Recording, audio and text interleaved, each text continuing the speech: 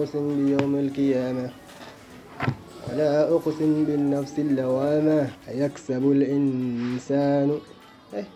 Assalamu alaykum. Wa alaykum assalam wa rahmatullahi wa barakatuh. Kuna nguo yangu hapa. Naam. Nataka umpunguzie kidogo, swali kubwa sana. Nataka niende shule. Unajua siku hizi nasoma. Inshallah nguo yako fundi mshafika kwake hapa. Nitatengeneza. Sasa basi.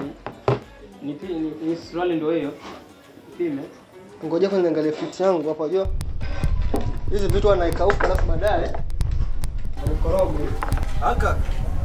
Hapa. Hii basi ni vizuri kaka. Alafu namwambia fundi atakuja kushania vipi?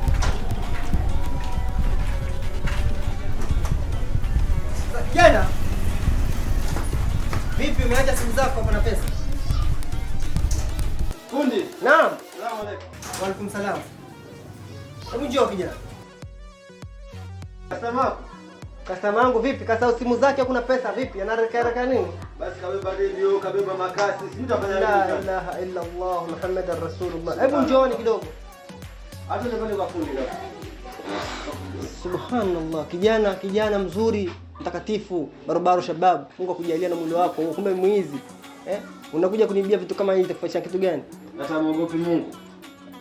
Ustadhi Mungu anasema kullu nafsi dhaikatul maut wa inna ma fawna ujurakum yawmul qiyamah. Swadakta. Sasa kama nayo unafanya utalipwa vipi kaka? Tena fundi kitu kibaya, huu ni mwezi mtukufu wa Ramadhani. Inna lillahi. Kijana ufunge wewe. Ujue Mwenyezi Mungu ni mkubwa, kijana akanichukua ile makasi, anaacha 1000 na tunasimu wake. Aenda. Ona sasa. Yaani unaona radio na makasi muhimu kuliko simu na pesa. Basi sawa, nipe vitu vyangu kwenda zako.